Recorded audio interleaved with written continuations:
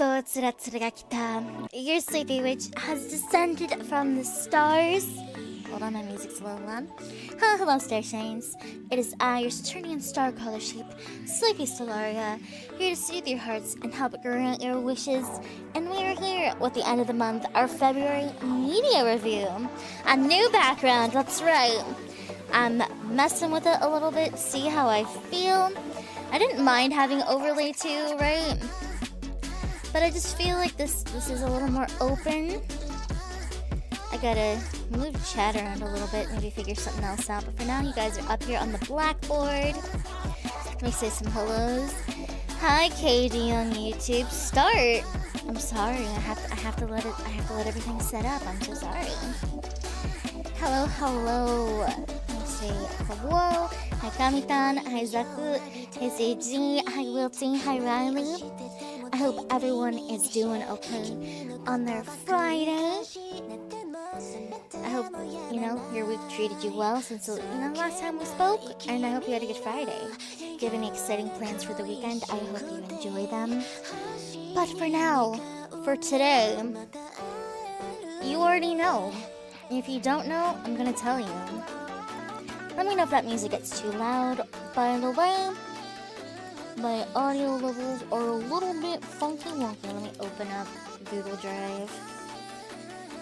I was trying to fix the timing of something right up until I hit starting soon, but 10%.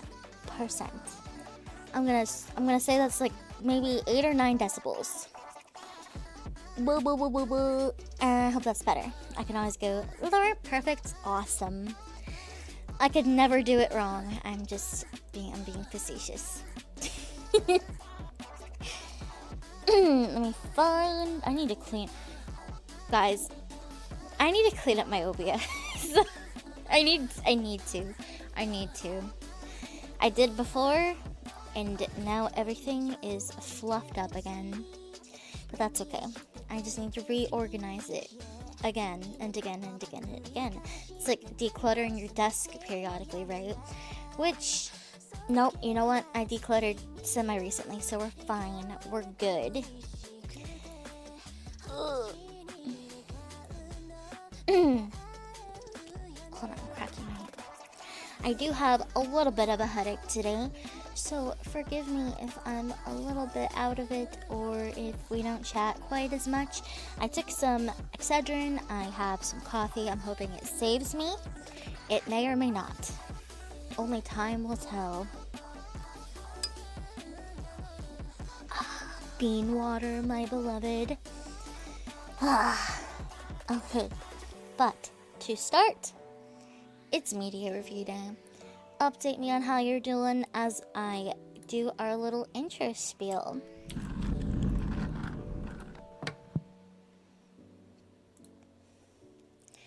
This is our monthly media in review. I do this near or around the end of every month. Time permitting, sometimes at the beginning of the next, just depends on how things work out. And that is where I do a little presentation on media of all sorts that I consumed usually for the first time over the course of that month. So for example, I'll be talking about things that I did, played, read, saw, etc. in February.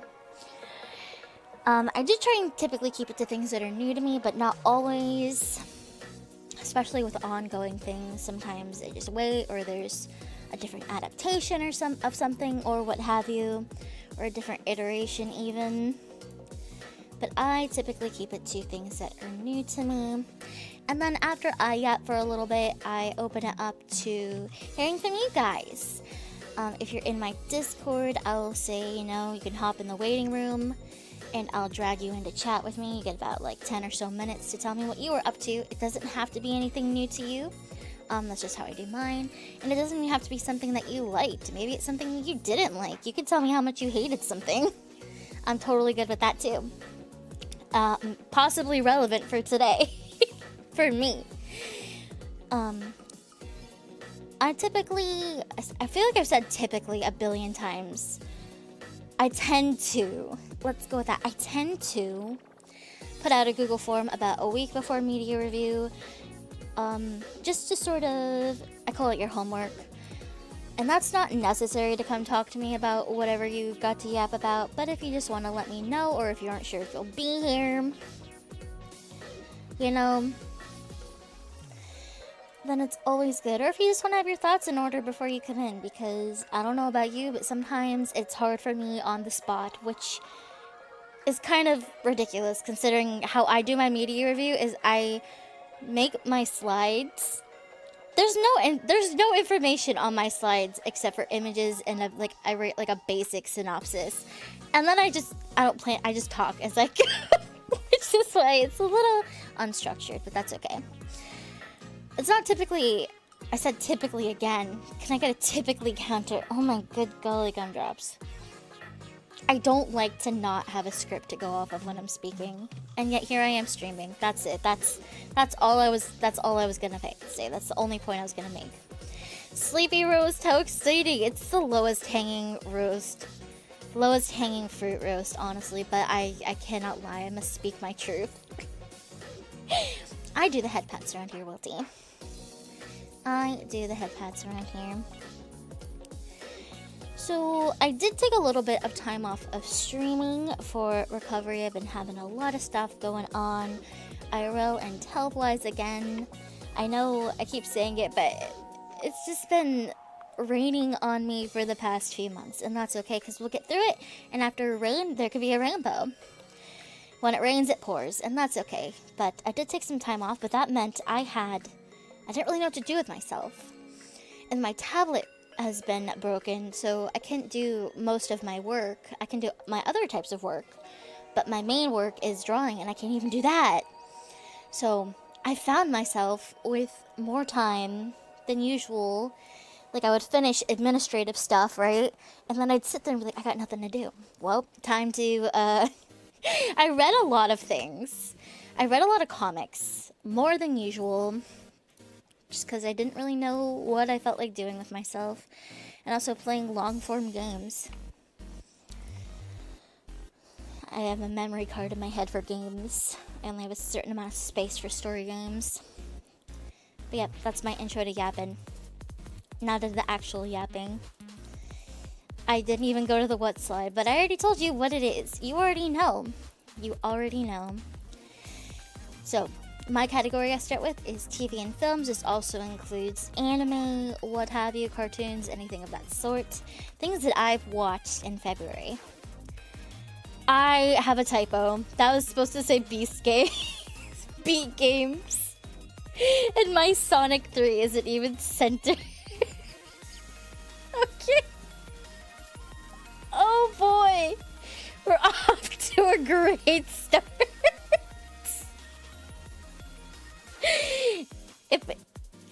If you didn't notice from me saying earlier, yeah, I just make my slides and go.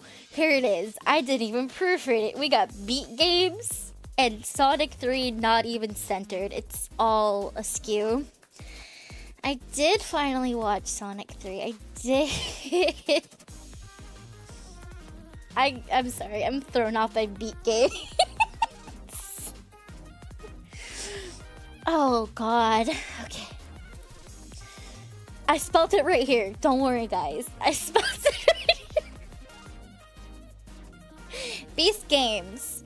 Well, it's pretty self-explanatory. It was a reality competition show in which over 1,000 contestants played for a $5 million cash payout.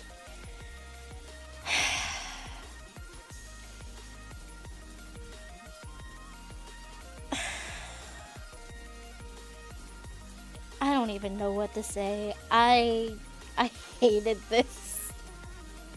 I watched all of it. But it's not even that it's that bad. It's just Mr. Beast. I don't like him. And he took so much enjoyment out of people suffering.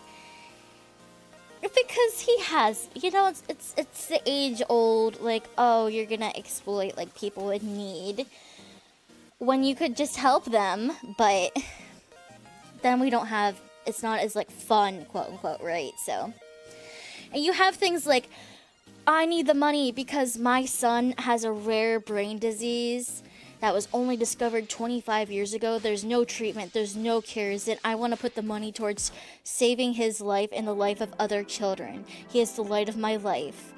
And then also, I grew up an orphan, so I want to start a homeless shelter and, like, help needy kids and, like, treat them as my own, even though I have my own kids, but that, I want to, like, open up shelters and help children. And then you have someone's like, well, I kind of want to get a van and go play guitar with my friends. It's just, they're all the same, like, because it's a game show, it's a game, you know, they're all on the same level when morally, you know, you're like, well, we should kind of, like, be giving the money to people who want to do, like, good, big things outside of just, like, themselves, right? But that's not how things like this work, obviously. So while watching it, the whole time, you would have someone crying, like, I'm blah, blah, blah, blah, blah, blah, blah, blah, blah, blah, blah, and it's, like, really sad, and then you have someone's like, I kind of just want to, like, I want to go on vacation. Give me $5 million. And it's not to say they played any less hard, right? Like, they all did their best, but it's funny dissonance there that just, I can't, on some level, enjoy. The drama was good because people are shitty, especially when money is involved. So, of course, it's entertaining. That's the fluffing point. But, man, and I gotta tell you, some of these people pissed me off. I'm not gonna do, like, spoilers on who won, of course, or anything like that, or even, like, who made it top. But I will say, one of the early challenges was they stuck, like, 4 people in a cube together, but only 3 of them would be able to move on. So one person had to opt to eliminate themselves, or the whole cube would get out. So let's say it's me, Wilty, Kami, and Riley in a cube. Not all of us can move on, but if one of us doesn't say we'll give up, none of us go.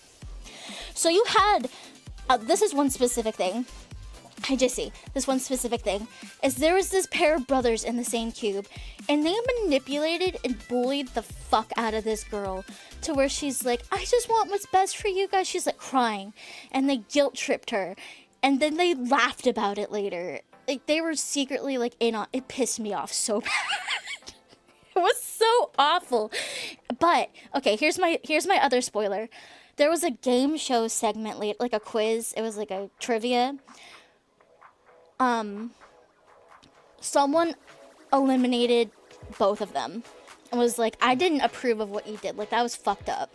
And I want to get you guys out because gross. And the one dude got so mad. He got so mad. Right? But no, because they're greedy and selfish. And so that's why I got mad watching Beast Games. Amusing because drama, but also making me so mad because some people are just, you know, they're all there for, you know, to play and win. They all have something they want or whatever. Or want to do, but, like, to just be gross about it. Strategy is one thing. Being straight up disgusting is another. Okay, sorry. What's said? Question, a conundrum. Would you rather have... Oh, no. Would you rather have unlimited cookies but no beat games, or unlimited beat games but no beat games? You know what? I'll take no beat games. I got really heated up about Beast Games. Because it's just... That's why I can't watch stuff like this. I get so heated. Because it's stressful. It's stressing me out. I will say, the finale was crazy. I'll just say that. And like, a what? What? And there were some interesting things going on. Some of the challenges, like, you had to have some sort of skill, but a lot of them were like luck or chance. Or a little mind game. So it was interesting. But I don't like Mr. Beast, and I also just feel kind of gross. On principle, you know? That's beat games. Total Drama Island. I love Total Drama Island. And even then, you can enjoy the drama more because they're not real people. Have you guys ever seen the Izzy Isn't Crazy theory, where she's actually like a genius mastermind? I'm sorry. Okay, I'm getting way off track. Would I recommend Beast Games? It has people and money, and it's a game show, and it gets really stressful because Jimmy likes that sort of stuff. So that's up to you. Yes, you've seen that? Yes!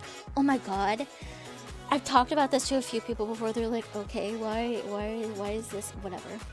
But Izzy, girl. Yeah, you know, it makes sense. I'm not saying don't do it, but when it's real, you know, when it's real people, I feel a little gross. Like I said, putting the same level as, like, my son has a rare disease that I want the money to cure and, like, save him and save the lives of these kids who aren't treated and have not even any treatment options because we just don't know anything about it. And then I want a van to go on a road trip. It is diabolical, right? And that's not to say you can't want that, but to put them on the same level for $5 million, we could sit here and go back and forth morality wise and forever. We could do it forever. It's, if you're into this sort of thing where it's like money game show with like real people with real problems, also some stories of like hope and some shitty people, it's not a bad watch. It was engaging, it was entertaining. I don't like Mr. Beast. Like I said, I watched it every week, so do I regret it?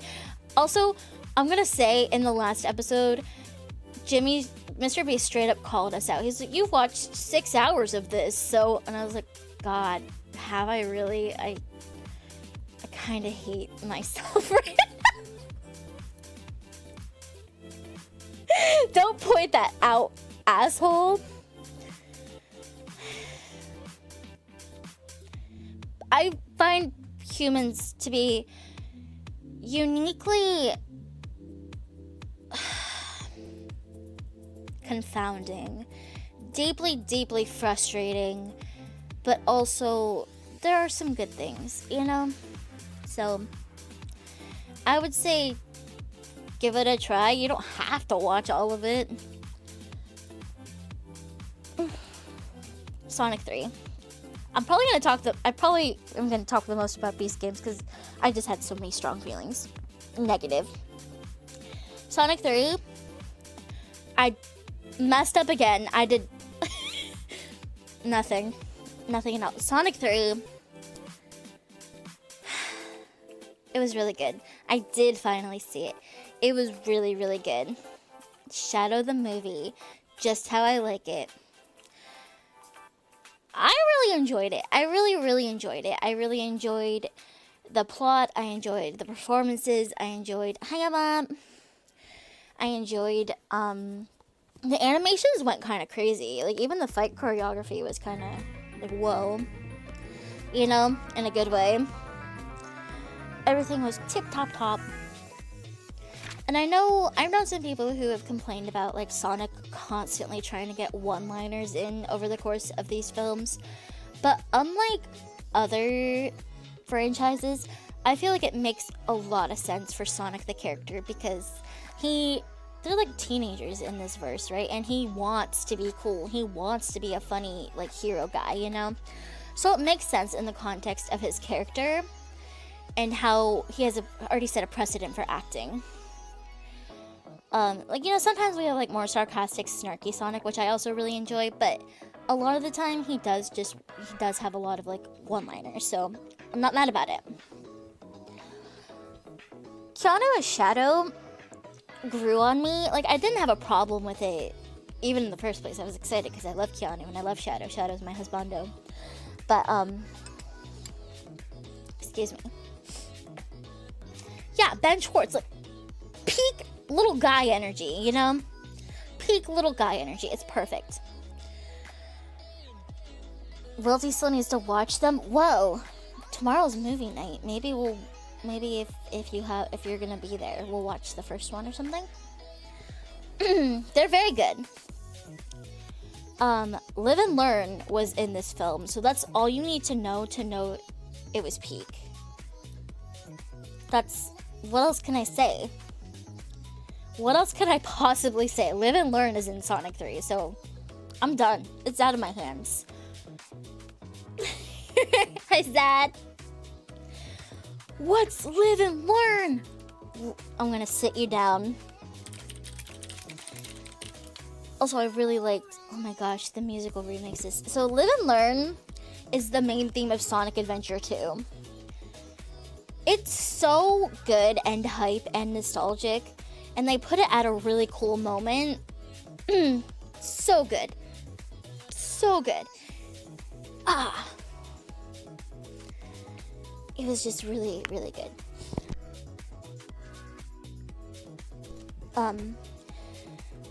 I try and keep it spoiler free. We had some nods to Chow Garden, which both tickled me and irritated me. Sega, give me the Chow Garden. Give me the Chow Garden. Give me a Chow Garden. Thank you, please.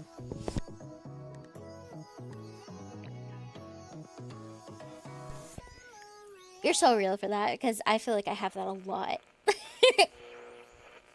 I'm okay. I would go to the Chuck E. Cheese Chow Garden. But also, Sega, give me a Chow Garden game. I don't care if it's on mobile. I don't care at all. Just gimme, please. Thank you. Sonic 3. Very good. Very good. It's hanging on to the edge of tomorrow. Oh. From the works of yesterday? Perfect. Give us a Chow Garden. Right, I beg. Also, the after credits scene, not after credits, after credits scene got me really hyped. It sparked joy. The entire film just sparked joy. Video games. What did I play in February? So, what is wrong with me? Do I have the right version of my... I do, apparently. Okay. Sages of the Golden Bow shouldn't be here. I apparently did my PowerPoint in a daze and did not look at it at all after I did it. Sages of the Golden Bow we already played. And then we started playing the extended demo. Don't look at that. So after I finished last month in January, we talked about Like a Dragon Gaiden, The Man Who Erased His Name. I finally started playing Like a Dragon Infinite Wealth, which was the next mainline entry.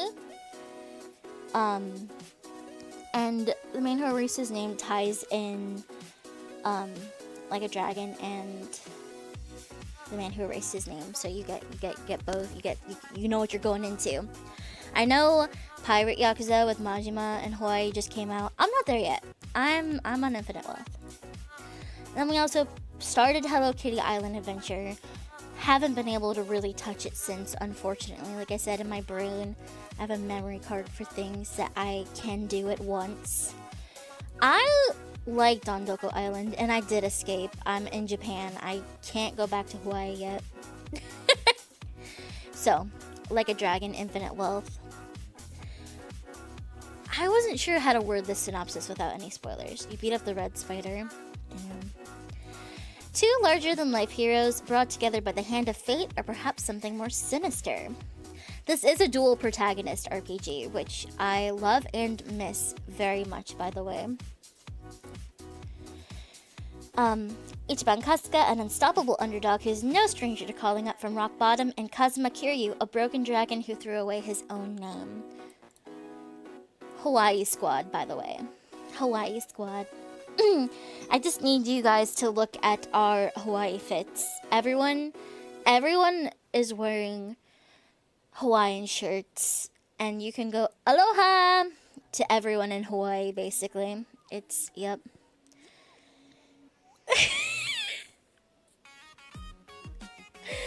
Evil VTuber fluffs up your life. Yeah, Tatara, wanna get you, Tatara. I'm really enjoying my time with Infinite Wolf because I just love Yakuza in general.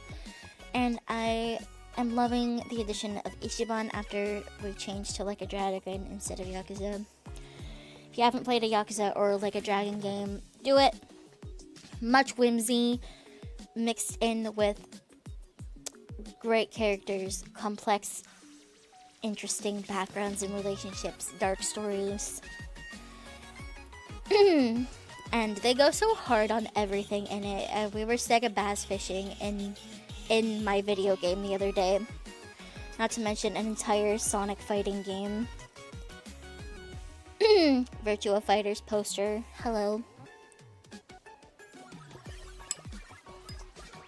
I can't praise it enough. I do have some gripes with this one specifically. So, without going into too much detail,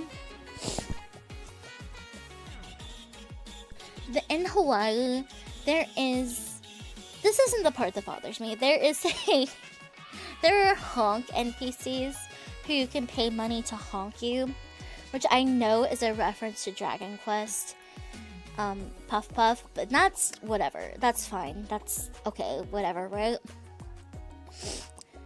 What I don't like is Ichiban.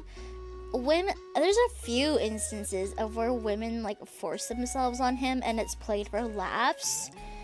I just don't find it that funny, and I know if it was if the genders were swapped, that'd be horrifying to most people, right? If you're playing as a woman and a man forced himself on a girl saying no, you would hate that.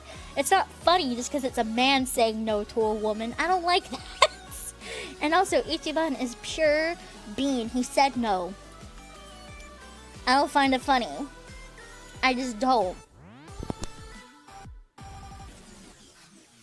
It's not enough to like ruin the games for me, but I don't think it's funny. I don't think it's funny just because it's a dude saying no and a woman not listening. I don't like it. That's it. Other than that, I'm loving it. I'm gonna cry. I hate it here. Capcom, when I get you, Capcom. Not Capcom. I'm still thinking about Monster Hunter Wilds. I'm so sorry. I'm getting everything mixed up. That's how I feel. Yeah, Ryoga Gotoku. I was still thinking about when I yelled at Capcom earlier. I just have to yell at everyone, apparently. Hi,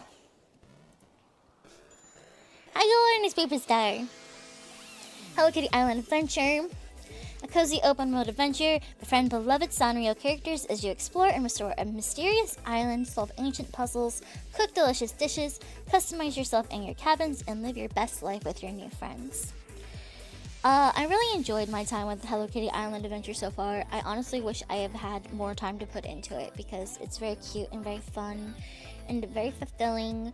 One of those games that you could just sink some time into and not really think about it, just going, gone. So I'm sad that I haven't been able to give it the attention that I want to, but there's too much in my brain. There's too much in my brain right now. And even more because Wilds automatically gets a slot in my brain. If there's a new Monster Hunter game, it without a doubt goes to the top of the list. I don't have a say in that. It just is what happens. It just automatically gets bumped up. Auto queue, you know? My existence registers Monster Hunter and just everything gets pushed aside. Not even conscious. Happy Friday, Yor! How was your week? But I am enjoying the puzzles and the collecting and the cute friends and I want to do more. At least it'll be there, but I'm sad. It'll be there when I'm ready. I have been doing it here and there. Oh my gosh, speaking of, I almost forgot to do my Nikki dailies today, so I'll have to do that. See, I'm already losing the plot by having too many things on my memory card. You've been playing around with your dehydrator. What you dehydrating? I need to use my dehydrator more, honestly. So what kind of things have you been using it for? I got to know.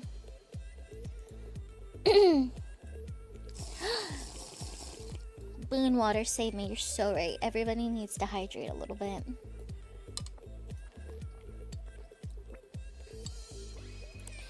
I love hearing from everyone. It makes me so happy, honestly. I have a massive headache, but I'm like, no, we have class, and I want to hear homework. That's one of my favorite things. Oh my gosh, yes! That's amazing. That's brilliant. It's brilliant. Headache buddies. Oh, I'm so sorry. How are you feeling, by the way? Listening to Proof of a Hero while you eat a quesadilla? Oh, I'm jealous. Is it the new version of Proof of a Hero? Some things I read. I read a lot of comics. I was on a horror kick for, like, manga. What kind of berries, by the way? I recently made my first batch of chocolate croissants. They didn't go too badly. Okay, I read many things. They're all horror. They all have horror in them. So I read Partner, Class 19, Starving Anonymous, which there is a sequel apparently. I did not read the sequel yet. I don't know if I will. The Spooky Love Tale of Gongchen Soul, and Pigpen.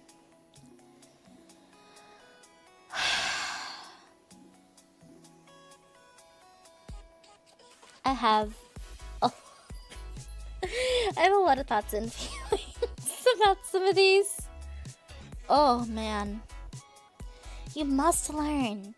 I want to share. It was actually not that bad. I kind of just didn't want to laminate my pastry for 1,000 years. You know? Holy crap. Is mostly the thing I didn't want to do, but it really wasn't that bad.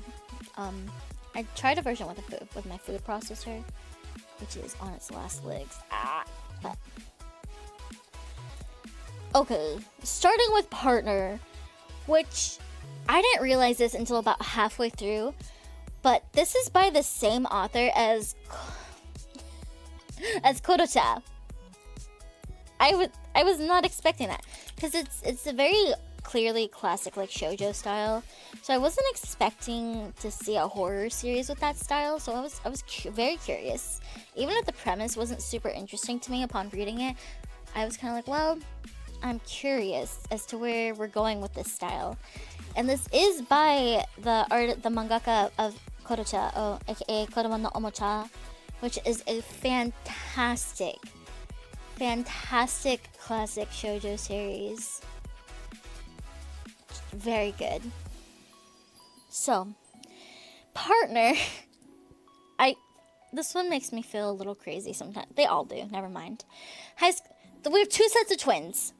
We have a set of female twins that are identical, Nae and Moe, and a set of male twins who are fraternal, Ken and Takeshi. And they all become friends when they get to high school because they're like, oh, twins, haha, you get it, right? And then they end up, we have a love triangle. It's not super important, but you need to know that two of the twins are dating. Not our main protagonist. She has unrequited feelings for who her sister's dating. Whatever.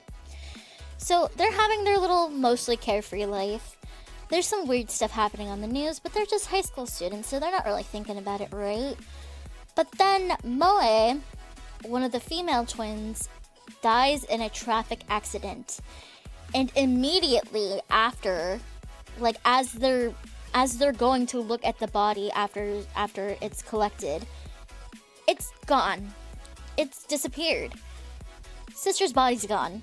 And that has been what's on the news, is corpses were disappearing. Oh boy. Oh boy. So between our vanishing corpse and a pharmaceutical corporation, Moe's three remaining friends are struck with the reality that something is amiss in their world. here's everyone. We have our two sets, you know, we have our 2 sets of twins.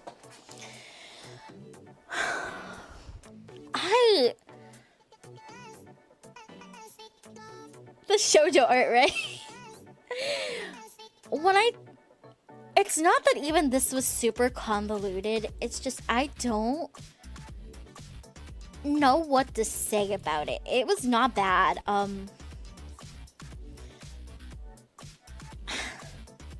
It was okay. I feel like it's strange for me to say this, considering some of my favorite things. This shit was weird.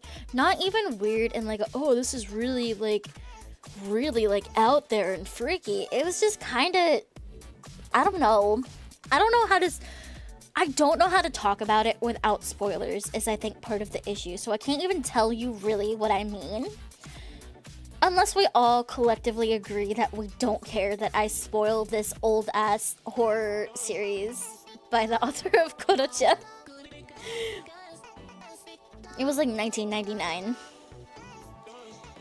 But basically, yes, corpses are disappearing. Like I said, pharmaceutical company. So I'm assuming you can interpret that they're using these bodies, these corpses for experimentation. Right? So that's a big thing. That is the thing, actually. You know what? That's the thing. Someone is using these corpses for human experimentation. And our remaining sister and the male twins stumble upon it because they kind of got tipped off as to where Moe's body was. And we get some, oh my gosh. I'm sitting here thinking about this story. Like, I don't know what to say. It doesn't...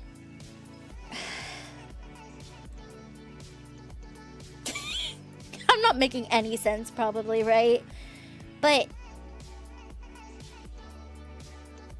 I feel like I'm gonna have this problem a lot with the things I ended up reading, honestly.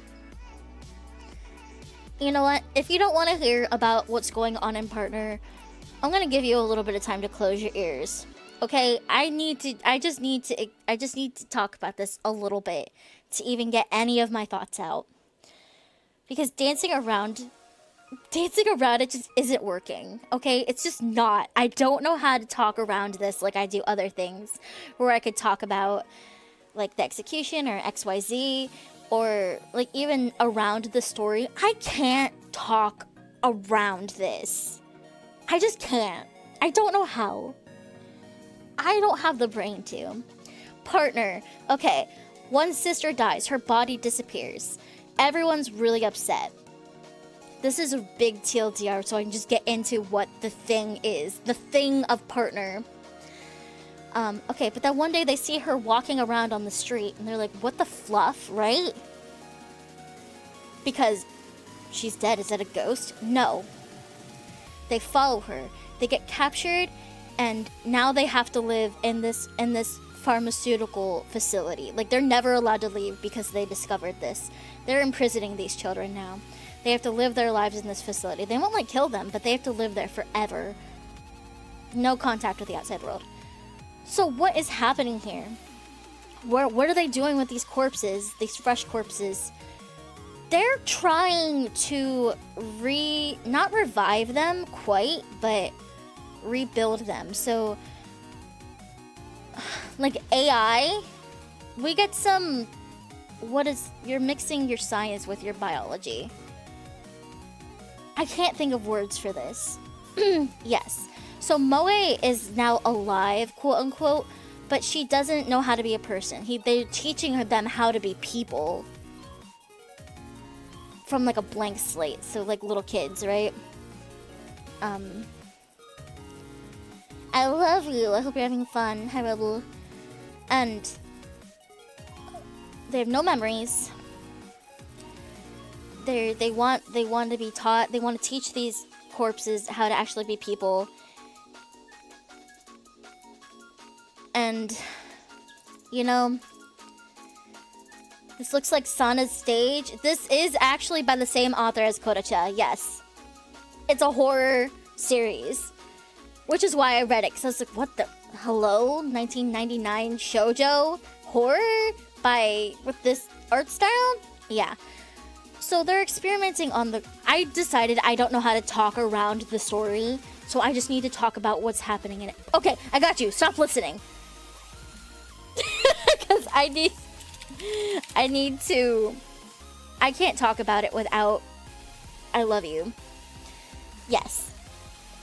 I don't even know if it's good. It was an experience, that's for sure. And this is actually one of the few ones on the list that I could let you read because it doesn't have parasitic horror. Anyway, I'm gonna give that a little bit of time. Right. We're rebuilding. We're teaching them how to be people. God, there's just so much stuff. So the boyfriend of the dead girl is like, oh my god, she's alive. It's her, but it's not her. It may not be her, but I still love her, right? So I want to spend, he's like going crazy. He was already depressed. Like not eating, sleeping, anything of the sort. He kind of gave up on getting out of the facility. He's like, no, I'm gonna live here with Moe.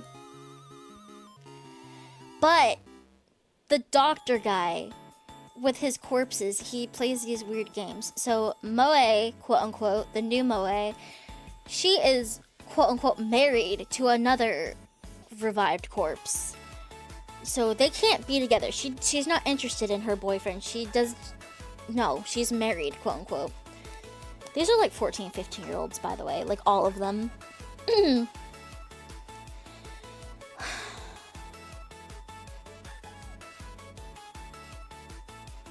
So it's a lot of the one brother and the one sister trying to get out still, while all this is going on. I feel like I'm not making any sense. Because this is the big thing, is like these artificial humans that are made with like their, you know, whatever they needed replaced. I'm making sense. Okay, great. So the boyfriend is like, okay, you know, like, as long as I can be with Moe in some way, it's fine, right? Like, it's fine. I'm depressed. It's fine. It's good enough. But then Moe is like, oh, I gotta show you this, Ken. Come look at this. It's a secret. They go into this locked room. There's this horrible thing floating in the tube. I don't know why I'm gesturing with my hands. You can't see it. It's her child with the other corpse guy, whose name I can't remember. I don't know. And so his boyfriend's like, what the she's dead. Did you like make these dead revived children like, you know, woohoo? It's like, no, her womb was intact when she died, so we took out her womb. It artificially inseminated her to grow this really fucked up fetus.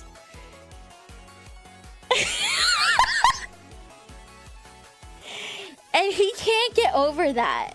Because, like, he wanted to marry her, right? Like, they wanted to be together forever. I know, like, high school love, but they wanted that. Like, they'd only kissed twice. They were babies. And he's like, wait, what? You took out my dead girlfriend's womb.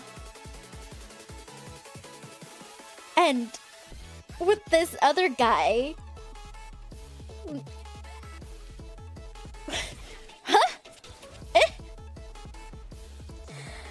And that's too far for him. Like, he can't get past that part. Like, that was his 13th reason. He couldn't pretend that it was her anymore because it's too much. Like, she's gonna be a mom now into this weird monster looking thing. Like, it's not like a human looking baby. I mean, it's a little bit humanoid, but oh my gosh.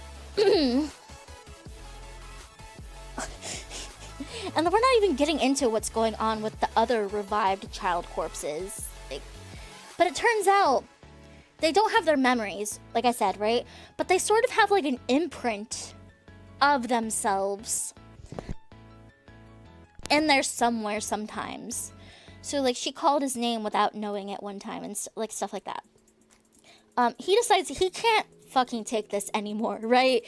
Boyfriend's like, I can't do this. And let it be known that these aren't even the protagonist. Naya is our protagonist. The other sister with the rosary on here. That's our protagonist. This is just what's going on with the with the dead sister and the boyfriend. Because this is like all going on while the other two are just trying to escape and like live and like cope, right? He decides that's his 13th reason, and he begs the doctor to just let him take Moe to the beach, because before she died, he promised her that he would take her on a motorcycle ride to the beach and they'd watch the sunset, right? Like, he's like, that's like the last thing I want to do is like have our final date, and then we'll come be here, right? Like, you can monitor us. Let's just let us do that. Even if it's not her, like I had promised her, right? That's my whatever. And they're like, yeah, okay. Because he had been sucking up at this point.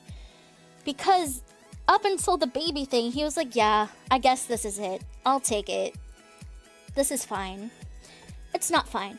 So they go to the beach. Moe is like, oh my god, this is awesome. It's beautiful. And he's just thinking about the real her and the promises they made. What a time. What a time. Hi, Nolio. Thank you so very, very much for the raid. How you doing? Welcome, welcome, welcome on in. Have a snack. How's your stream? I'm currently talking about a really messed up manga series. You just came in. Not even really messed up. I'm just talking about something strange. But that's okay. If you don't know me, I'm Sleepy Stellaria, your Saturnian star color sheep, doing our media review today. Oh, how are you enjoying that? Oh my gosh, a Shadow Chaser sounds fun. I gotta make a new character. I'm glad you're doing good. Let me finish this thought. I'm so sorry. So he drives her to the beach on a motorcycle, and he's reminiscing, and then he decides, well, he'd already decided. I said his 13th reason for a reason. He drives them off the cliff into the ocean. Yeah.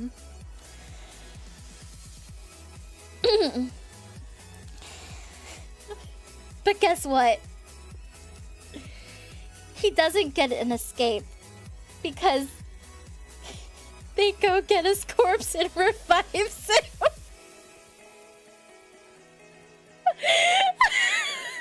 Now he's part of the revived corpse gang. That's so sad. It was really sad. And they told like the brother and our protagonist, like, oh no, Ken's fine. He just decided he wants to live with Moe in the block. And he's like malnourished, so we're keeping him in the hospital wing. Which is true, but no, he died. What is this? It was so sad. But describing these events to you guys, I feel insane.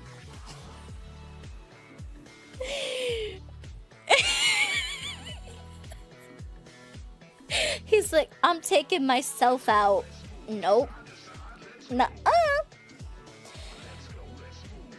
Lots of things happen. Lots of truths are revealed. I'm gonna gloss over a lot of things. Just to say that eventually our protagonist and the now dead boyfriend's brother find out that he died and is now a revived corpse. And working with other people in the institution who are disgusted by all this and want to leave, they blow the whole thing up. They blow it up. They blow it up. And get out. It's fine. But I'll tell you a really sad thing. Is that the revived brother was like... He kind of had a moment where he knew his brother's name and it was sad. And Nae hugged her sister Moe. You know, they can't understand what's happening. It's just like, before she had died, they got in a fight. And she just said, I'm sorry, I never got to say sorry. And it was sad. And anyway, they left them all to blow up. Yeah, brothers. Oh, brothers. Yeah. Brothers and sisters. Yeah. Despite me describing all this, I feel like it wasn't even super long. It wasn't even super crazy. But just... read it if you want to see, is all I'll say. There is weird shit. Like I said, they're experimenting on these children's corpses, so it's not explicit, really. It's dark, of course, a little bit at least. I think it's like 3 volumes, maybe?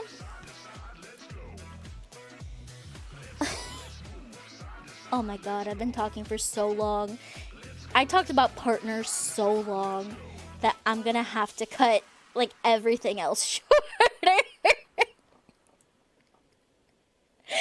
I don't even think it's the weirdest one on this list, but there's just something about it. I don't know.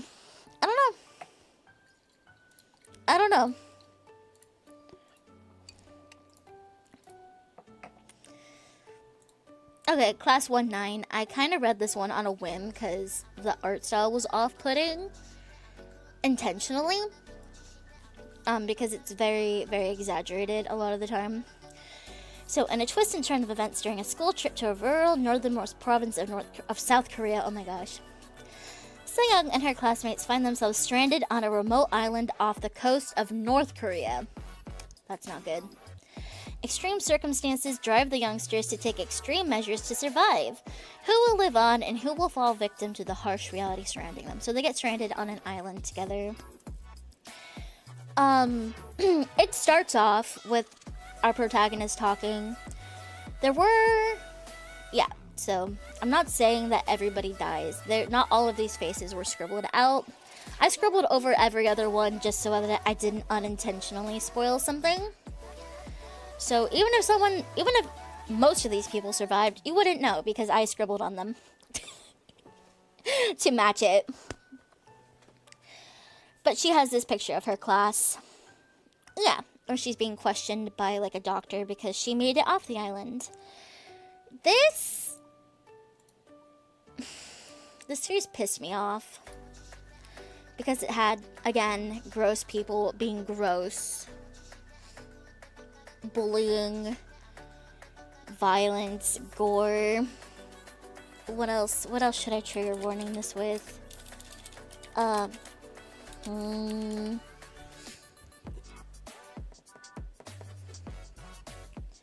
Self-harm, suicide, a lot of bullying. No! I didn't really care for it, if I'm being honest. Not for any particular reason. Like, I didn't find the themes off-putting. I didn't think it was too brutal. I just kind of didn't like anyone in it. And I feel like the things that were frustrating dragged on way too long. There were some things that were interesting about it. Like, part of the problem of them being stranded on this island, like I wrote in the synopsis, is that it's off the coast of North Korea. So they would not be welcome in North Korea because they're South Korean. So that was kind of an interesting spin to put on it. Like, they couldn't set off flares or ask for help because if they were found by people who wouldn't want anything to do with South Koreans, not good, right? Maybe a little more, I don't know. I'm not going to comment on that, on the state of that. But it was an interesting thing to throw into the mix there, I will say. But overall, it was just kind of, You basically have one big bad outside of the looming threat of wartime sort of things, and it just pissed me off the whole time. It wasn't bad. It was just kind of not a fun read for me personally. It is good at having off-putting art. I didn't put any of it in here. I chose this one because I don't know what someone might find too creepy or like too much, you know. But it is pretty good at having off-putting art that lends itself to the mood and vibe going on. One panel, someone will look totally normal. Another one, they're very almost abstract or like surreally drawn in an over dramatically horrific fashion to really like hammer in an emotion or a mood. So that was interesting and part of the reason I wanted to read it. Not really my cup of tea. The premise isn't bad. Execution wasn't really for me.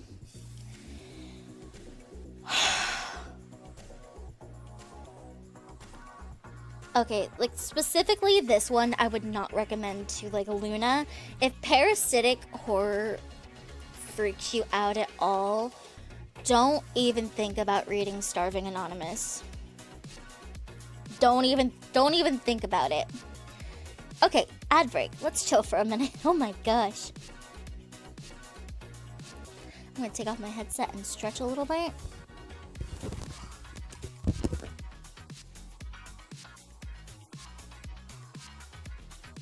Cracking my neck, don't mind me. Oh my gosh.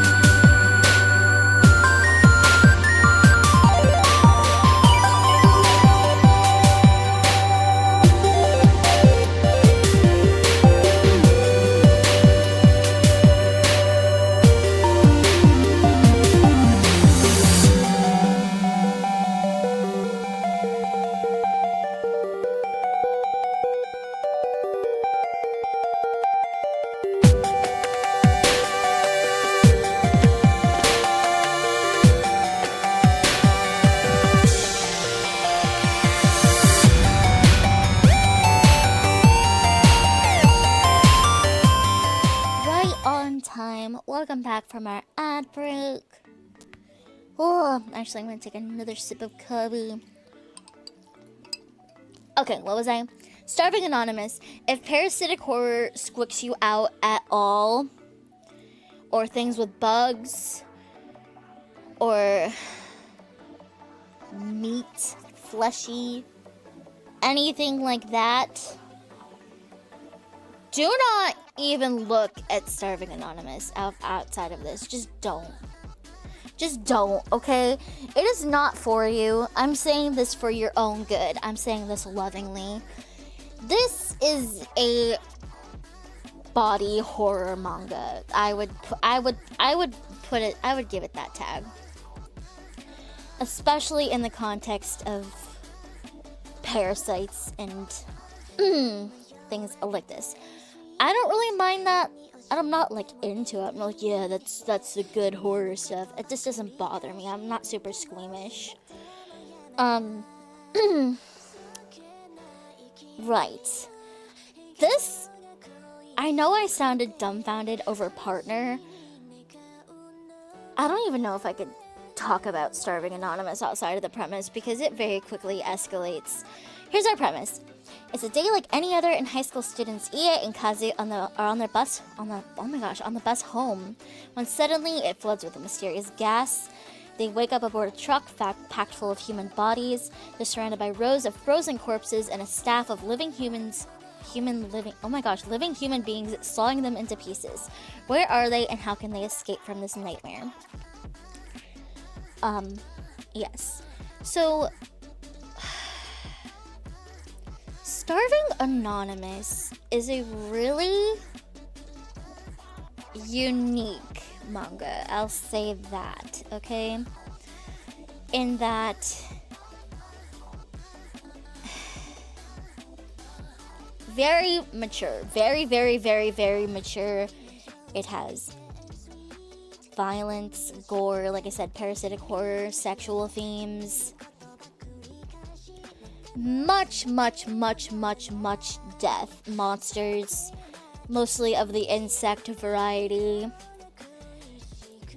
And you can see here, got some body horror. More human experimentation, but in a less sci-fi way and more in a human centipede way. You can see some of these people are literally stitched together.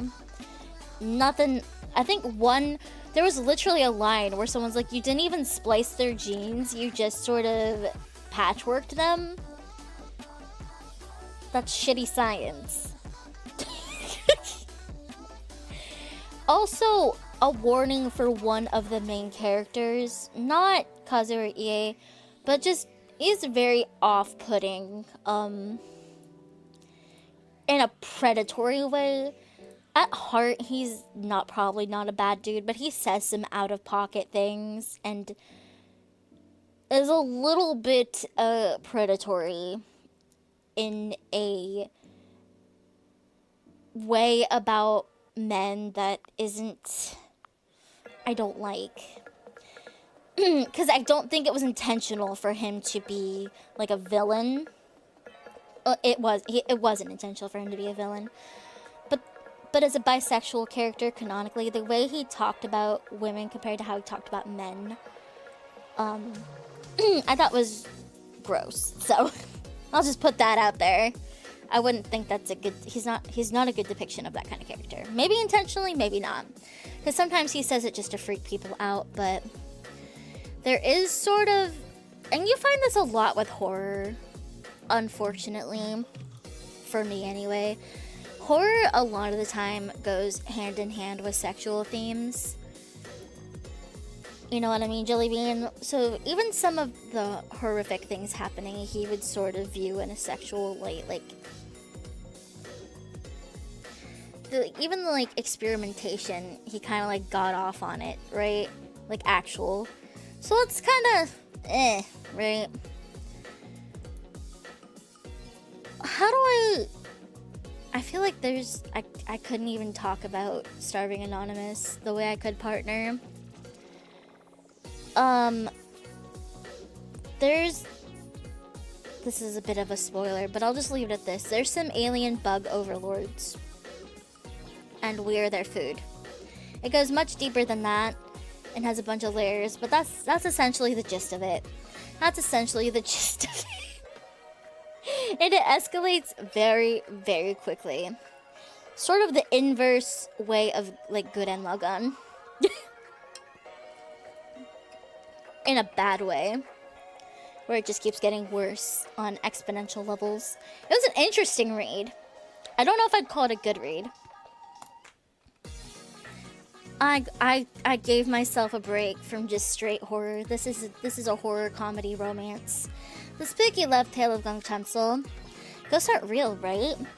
Gang Chan has a wild imagination as a horror novel author with a knack for turning his mundane life into a ghost story. They only live in his head. That is, until he meets Youngmin, a man haunted by the ghosts in his novel. With everything around him suddenly turning into an eerie mess, is Gang Chan's growing feelings for Youngmin the reason why his heart is racing? Or is it just the ghost behind him? This was really cute and silly. I liked it a lot. I was drawn in by the cover right here. I didn't think it was going to be as much of a comedy as it was, but I think it was really cute and silly. Nothing too serious going on here. It was a good departure. There are like some scary little ghosts, but they aren't the focus nearly at all.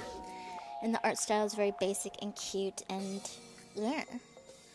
The ghosts in his novel come to life, and they see them together and deal with that, and it's cute and silly. I liked it a lot, actually. It was a great reprieve from all the question marks that I was putting myself through with what I was reading prior, and then proceeded to continue on doing after this.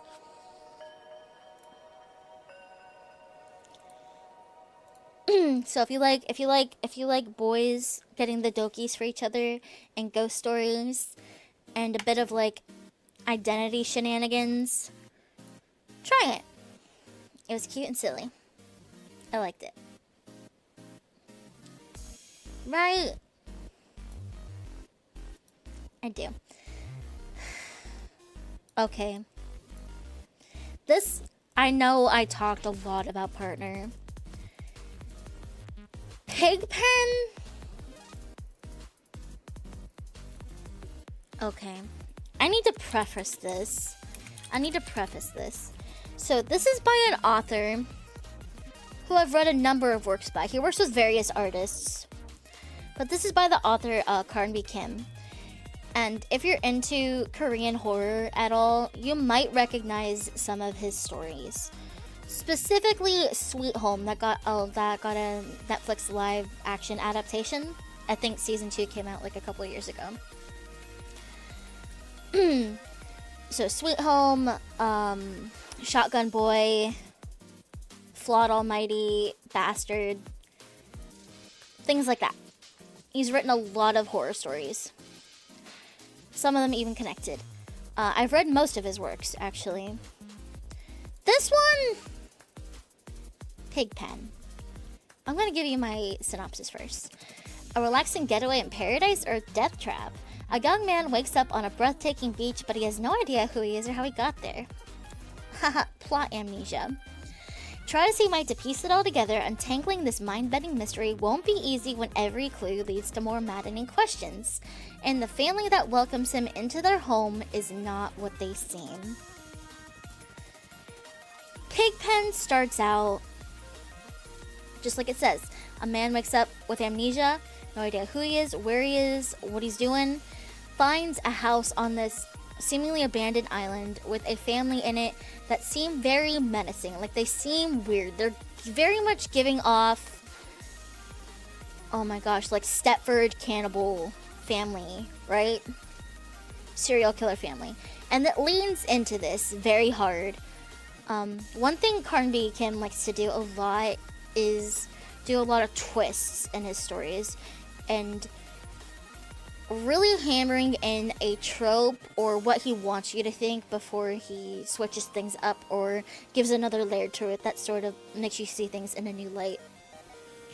So Pigpen took this to the extreme.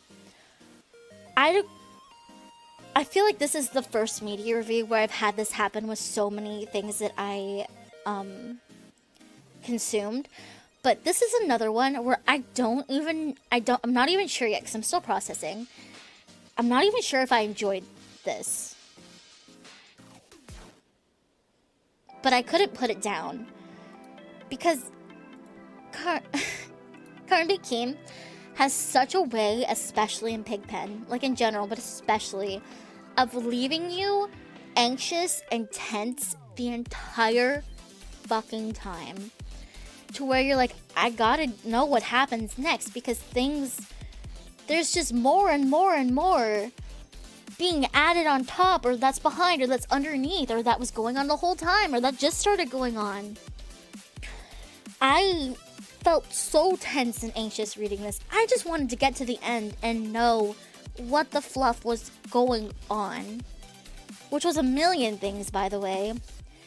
And like I said, that's not uncommon in his works. But Pigpen took it to an extreme where I almost felt like every other chapter I was being thrown for a loop, and he was like making you think something and then pulling the rug out from under you. That's not how it was at all. It was actually like this, haha, the whole time. Or just like weaving in things to make them make sense later. Somewhat? Yeah. And then still after all that, one super big reveal that made the entire story possible, and I'm just...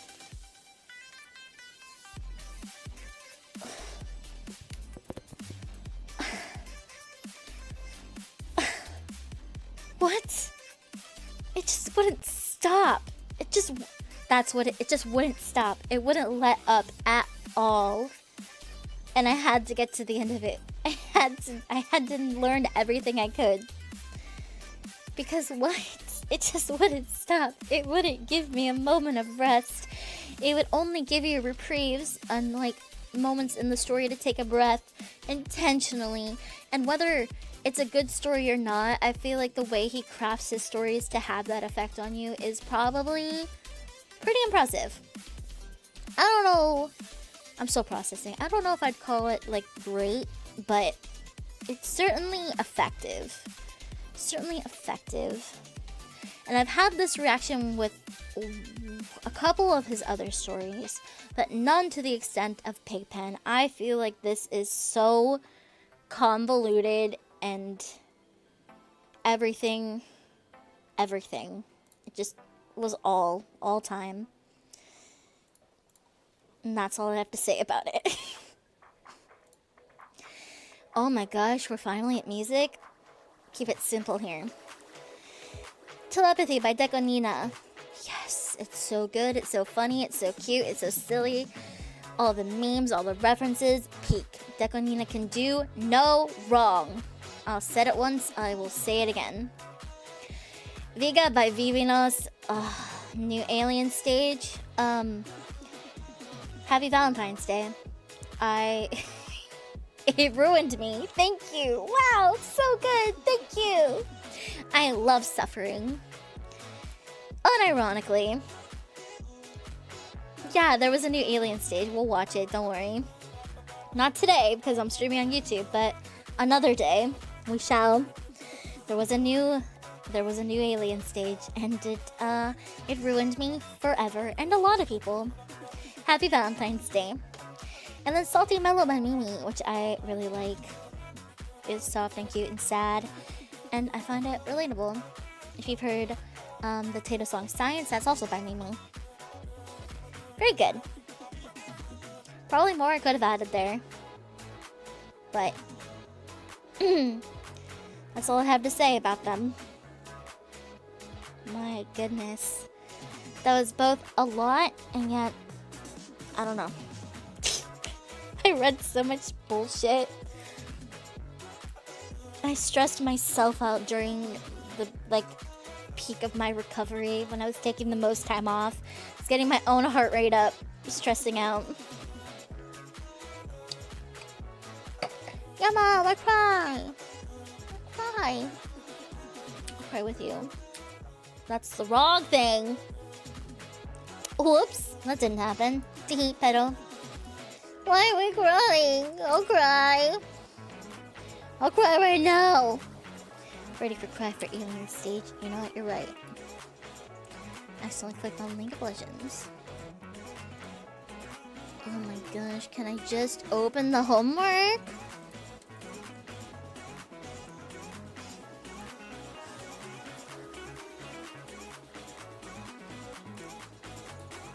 No tears.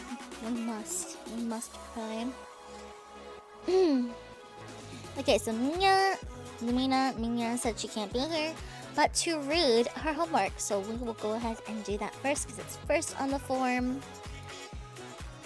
And then after that, we'll see who's next.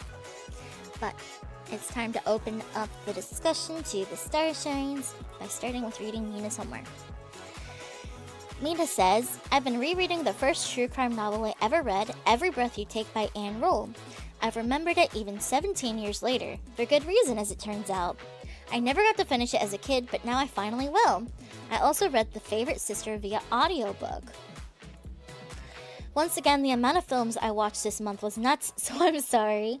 Luckiest Girl Alive, Companion, Emilia Perez, Mufasa, Nickel Boys, Irreversible, Crossing, Medicine for Melancholy, Scream 2022, Ghost, Dogman, One of Them Days, Working Girls, most of Dogman again, Heart Eyes, Love Hurts, Grand Theft Hamlet.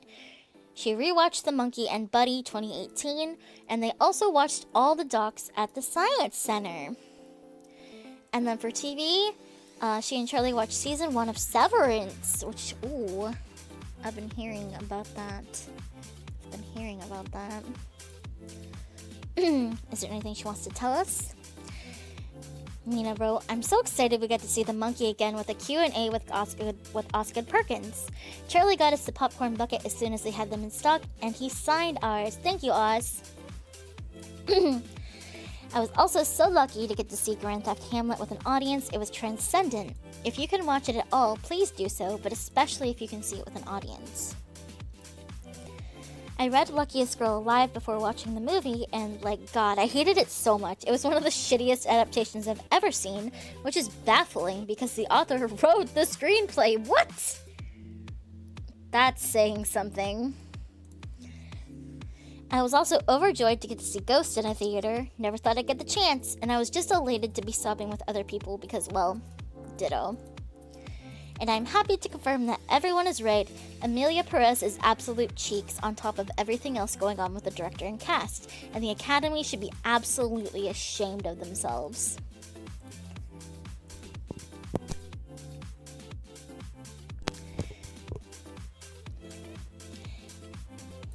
And then, if she would recommend or not recommend, Mina wrote, Companion was super fun. Dogman is adorable and is the kind of movie I'm glad kids will have to grow up with. One of Them Days is also a fun time. Working Girls was fantastic, really recommend. The Monkey is absolutely hilarious and a blast to watch with an audience. Grand Theft Hamlet makes me so happy to be alive. Buddy is wonderful and will fill your heart with emotions. Heart Eyes was fun but mid, kind of cynical. I found Love Hurts to be disappointing. It has its good points, but it doesn't really come together, and I'm sad about it.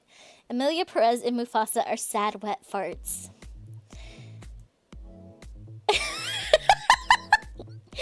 Then Mina wrote, also, I love you and recommend using code SleepyWitch10 to get 10% off your order from advanced.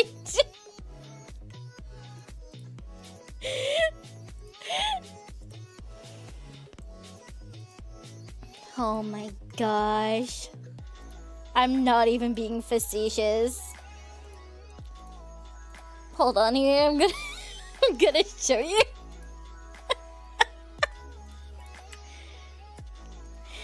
Oh my gosh, I miss her too.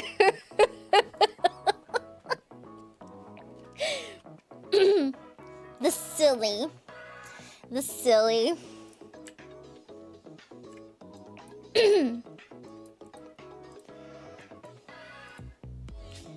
Next up is Zad. Zad, are you feeling well enough to yap a little bit, or do you just want me to read your homework? Don't take notes. Don't take notes. Don't take notes. Don't do that.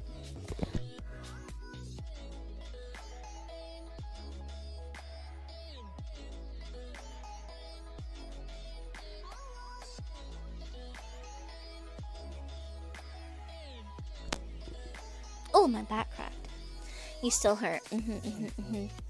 I figured, but decided I would ask. Take it easy, okay? Do you want me to read your homework, or do you want to wait until like next time or something?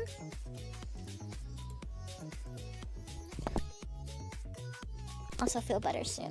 I know I said it before, but I'm still worried. Almost out of coffee. Of my cup. Sag. Must recover HP. Give him a mega potion.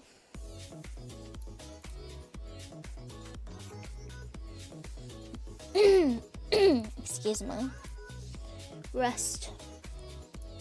Can read? Okay. So Zad wrote about what did he consume Lethal Company Wesley's Moons mod. He wants to tell us, imagine if Lethal Company actually had a complete end goal rather than just stopping once you've grinded enough. Welcome to Wesley's Moons. This mod introduces over 15 new moons to explore and several new interiors, each with unique gimmicks and items, but still based around the existing Lethal Company structure. Plus making use of a few things that went unused in the vanilla game. As you traverse these moons, you follow videotapes and audio logs to tell an overarching interconnected story. Finding these literal plot devices unlocks more moons and brings you another step closer to uncovering the secrets of this galaxy. And yes, your progress through unlocking the moons is actually saved, even if you get fired. Oh man, I'm so sad that I didn't get to join you guys for this, because I was so interested in what you... It sounded interesting. I didn't know what exactly was going on or what you meant by anything in the server, but I was like, this sounds fun. I wish I could be there, and then I could. So now I just gotta check it out even more. Would you recommend or not recommend? Zad wrote, I'm not only recommending this mod to folks, but I also want to play it with you. I've only scratched the surface of this mod, and I want to see it all. I love Lethal Company, that's no secret, but this takes that love to a whole other level.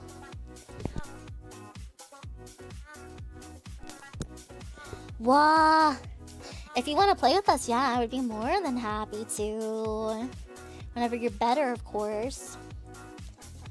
If you have us, yes. Like I said, I was hoping I was going to be able to make the one in the collab server, but I was not.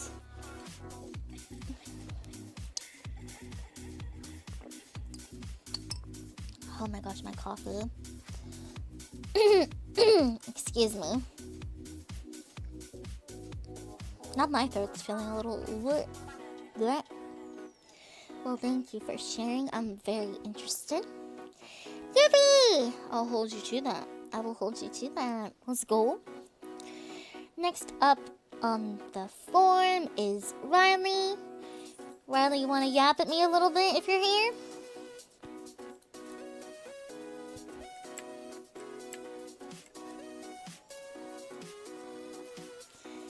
If not, he put that I could read it. And then after that, whoever wants to sit in the waiting room.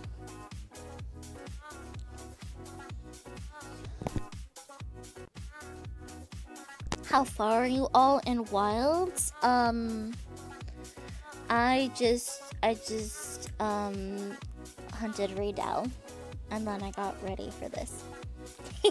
Not feeling the best? Go ahead and read. Oh no, I hope you feel better.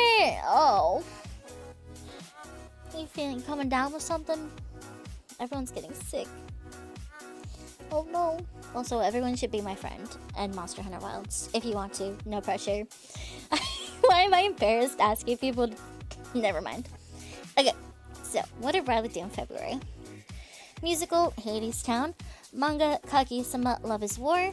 And book, The Spear Cuts Through Water. Yippee! Do you want to tell us anything? And Riley wrote, Hades Town, music, lyrics, and book by Anais Mitchell. A retelling of the story of Orpheus and Eurydice. Orpheus is the son of a muse, and Eurydice is a hungry young girl. They meet and fall in love in the world above. Winter comes, and Eurydice makes a deal to go to the underworld, presented as a sprawling subterranean metropolis powered by oil and coal and surrounded by a massive wall. There, she'll never have to worry about the cold or food. Orpheus travels to Hades Town to get her back and confronts the ruler of the kingdom, Hades himself. I'll show you how after this, Yama. It's honestly the UI and like all the menus in Wilds kind of drives me nuts. It's I play with Asfi. I haven't really played with anyone else yet. I started a Stellarium squad. So like anytime anyone in that's online, you should be able to poke them. Love is War by Aka Akasaka. A romantic comedy about two geniuses, student council president Miyuki Shirogane and vice president Kaguya Shinomiya, who try to outwit the other to confess their romantic feelings. Love is war, and the first to confess loses. What's wrong with the targeting? Oh, the camera is a little for targeting. The Spear Cuts Through Water by Simon Jimenez. Two warriors shepherd an ancient god across a broken land to end the tyrannical reign of a royal family. Wait, I'm curious. Would Rekla recommend or not recommend any of them? Let's find out. Hadestown. This is one of my favorite musicals for the soundtrack alone, and seeing it performed just solidified its place. The parallels between Orpheus, Eurydice, Hades, and Persephone have such a juicy depth that I keep finding new ones anytime I think about the show. The choreography and lighting added a richness to the performance of the songs. Highly recommend. As often is the case, I wish there were professional recordings of the show that I could share with people. Give us more pro-shot musicals! There's such an untapped market there! Gosh! They do pro-shots of a lot of them. I know they keep them in the library. Just let us have them. My goodness. Love is War. The art is a little rougher than I expected at the start of the manga, but it improves as the manga continues, and the narrative absolutely makes up for the quality of the art at the beginning. Spectacularly funny. I think a lot of rom-coms miss out on the comedy part, and Love is War made me actually full belly laugh multiple times. It also made me care about the main romantic pair's relationship with the secondary characters, who often don't get the development they could in other romance stories. Let more leads have friendships outside of their romantic interest! More than one each! Wait, you're so right. You can't... And like manga rom-coms, they usually have like the token one friend of the same gender. You're right. Maybe the girl will get two sometimes, that's a thing. Gummy clusters! Oh! Yama, our savior! Yama, our savior! Actually, surprisingly, my only experience with Love is War is Barry had me watch a couple episodes. I think like one. And then a random one. I don't remember. It was not chronological though. But I read some of his other works, like Oshinaka. Ooh, gummies. Yummy. Did I just close my tab? No, I did not. Spear Cuts Through Water. This book is masterful. It is now my favorite book I've read this year. The story feels like a myth in the best possible way. The world is fantastical, but not unrealistic. The way that worlds felt in fairy tales when you were a kid. Ooh, say less. I love how the story is told, weaving in and out of a theater that only exists in your dreams, where a performance of the story is taking place. A character's memory of their Lola telling them the story. The character's memories of growing up, the town they live in, their brothers. It's not an epic fantasy quest of a god and two warriors off to vanquish evil. It's a love story. It's about family. It's about mistakes and repentance and regret. The world is cruel and people are cruel, and the world is so kind and people are so kind. I love your description of this so much, actually. That was beautiful writing in and of itself, honestly. Spear Cuts Through Water. I'm gonna have to add that to my list. You didn't realize it was the same author? Yeah! Oshinoko and Love is War are the same author. And then Renai Daiko was a short one that came out. And then he's working on his new one. A love story between a prince and a princess, I think it was. Yep, they are. They are in the same universe. It was confirmed. It's so good it almost made you cry. Ooh, definitely adding it to the list. Hold on, let me write that down.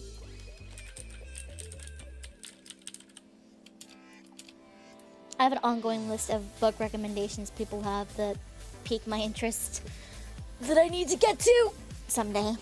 Big flop. Big flop. And that is everyone who turned in their homework. But if anyone wants to yap at me for a little bit in Discord or just talk about it even in the chat, feel free to hop in the waiting room or type us up a little something. Otherwise, I will teach Yama how to add friends in Monster Hunter Wilds. I'll just crack it open and show him. The UI is honestly kind of annoying. Thank you very much for your homework submissions. Beautiful writing by Riley on his homework, and just I enjoy hearing what everyone's been up to.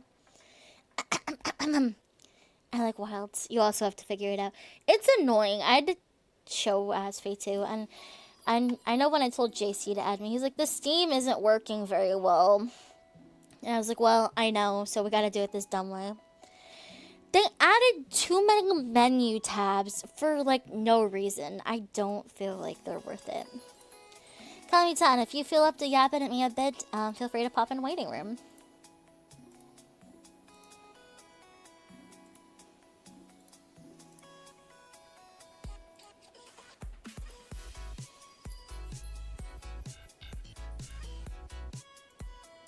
Too many settings. Must headpad everyone. Must headpad the starshines. Hi, Kami. Hello. How you doing?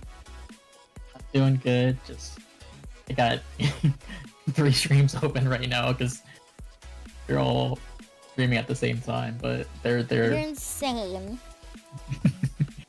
You don't have to have this one open. We're just talking about video review. No, yours is the most important. Okay, Mr. Kami-tan. You know, Kami's little Fugi is cute, right? You made this at V-Word. Look, I'm gonna make him bigger. Look at him. Look, we're like this. Hold on, I gotta make us the same size. You're the streamer now. Talk, Kami-tan.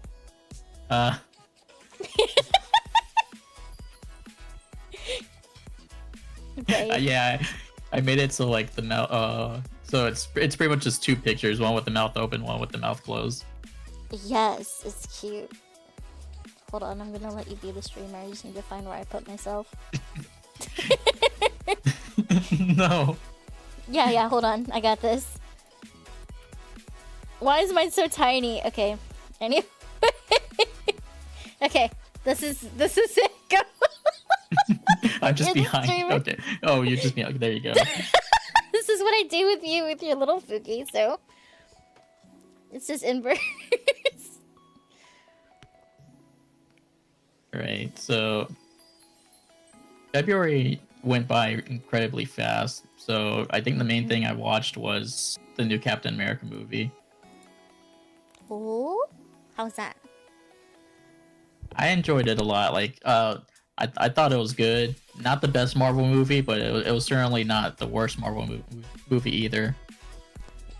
I'm sorry, I have to ask, what's the worst Marvel movie to you then? Before you talk about this one? Worst?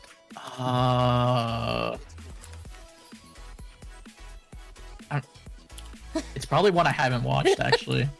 Because I've watched most of the movies, but like I feel like ones I haven't watched were like what's the worst one you have like, seen? Worst? I can't think. Oh my god! I don't know the ones like. What's your least favorite that you've seen? I'm sorry, I'm bullying you. Just go on. It's fine.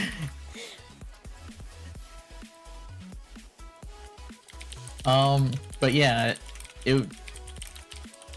Captain America: Brave New World. I thought it was great. It was more of like a how do I explain?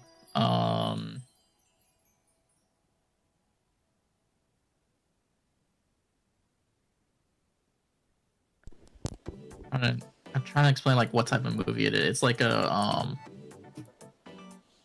because it's not like your typical, I guess, Marvel movie. It's more of like a almost like a thriller type movie in a way, like where like Sam Wilson as is well, he's now Captain America, obviously, and he's working with oh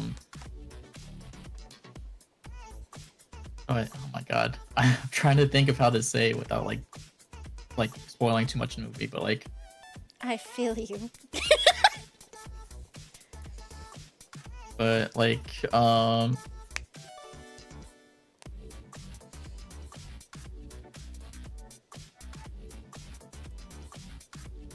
pretty much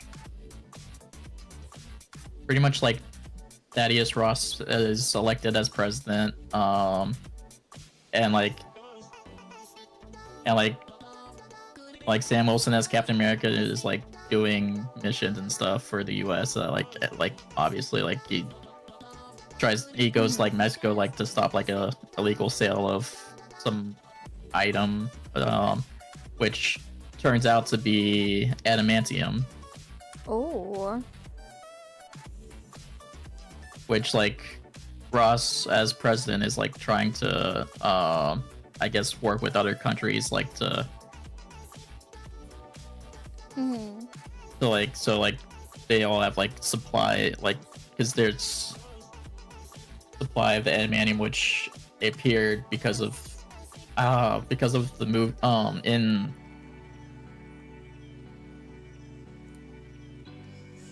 what was the movie? Oh, I forgot what the name. Eternals. I haven't watched Eternals, but I know that like at the end of the movie they like something Tiamat, and it's now like fucking. It's like a big thing in the ocean. I'm sorry, ignore my language. No, you're good. I just wasn't expecting it. So like everyone's like trying to get the adamantium from this big celestial thing that's popped up in the Indian Ocean.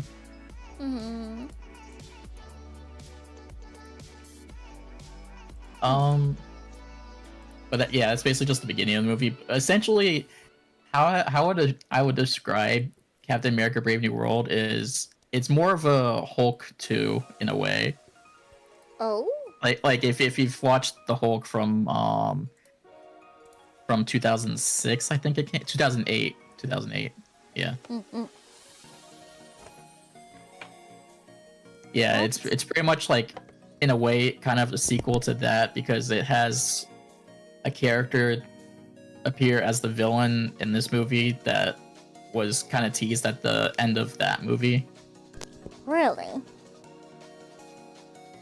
wasn't expecting that. And then of course you have Thaddeus Ross becoming Red Hulk, of course, but it doesn't really happen towards like until like the end of the movie. But like it's pretty much like you know what's coming like throughout the movie. They tease you with it. Yeah. But yeah, I want to go more into the movie, but like It can be hard to toe the line between saying too much. It really can. yeah, I think both Anthony Mackie and Harrison Ford did a good job as well as Thaddeus Ross, since I believe the original actor that was playing Thaddeus Ross like passed away or something. Yeah, he passed away a couple years ago. But Harrison Ford did a good job in the movie as him.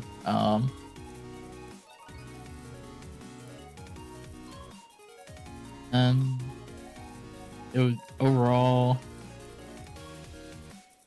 like I said, it was a good movie. I feel bad because like I'm trying to like describe it, but like it's been a couple since I watched it when it came out. I'm like I can't like think of how to describe what happened. No, that's fair. I have no idea. I can't even help you. Yeah, no. I'm like, I'm assuming. Wait, Regla, have you seen it?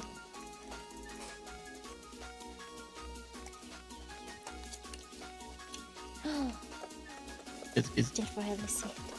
Oh no, he said he did when he was talking about the original actor passing away. Okay. I'm catching all the spoilers.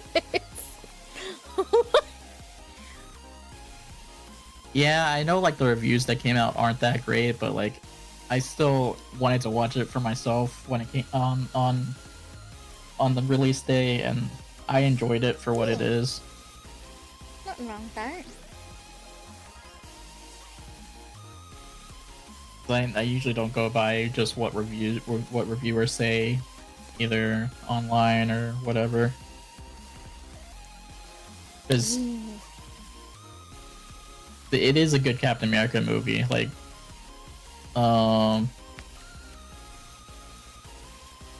Anthony Mackie just does a really good job as Sam Wilson, as I said. And then there's an actor, Danny Ramirez, who plays his character's name is Joaquin Torres, which is pretty much he becomes the Falcon, like, so he's Sam Wilson's sidekick. Oh. Which I guess like they go over that in the original, because I guess you're supposed to watch this after like watching the Falcon and the Winter Soldier TV series, which I haven't had a chance to watch yet, but I know somewhat what happens in the show, so I kind of understood what was going on while watching the movie. That's kind of why I fell off of watching stuff in the universe, because I feel like I had to watch like a billion things in different places. I'm just like, it's a lot going on. Yeah, fair. Because I guess for the movie they kind of expect you to like, oh, you should have watched the Hulk from 2008. You should have watched. Yeah, if you fall behind, yeah, it's like yeah. you can't enjoy the new one as much. But yeah, I think that's fair. But like, I kind of skim through what goes on, so like even if I haven't watched it, I have an understanding of what's happening. So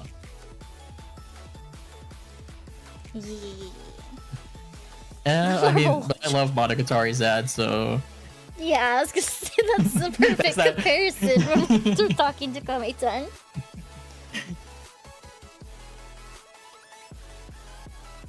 Oh my gosh. I'm trying to think. Other than that, what else have I done this month? I read the newest chapter of JoJo Lands, I guess. Are you enjoying JoJo Lands? Yeah, I really am enjoying it a lot. Like I love all the characters in it. Like, I just can't wait to see where they go with it.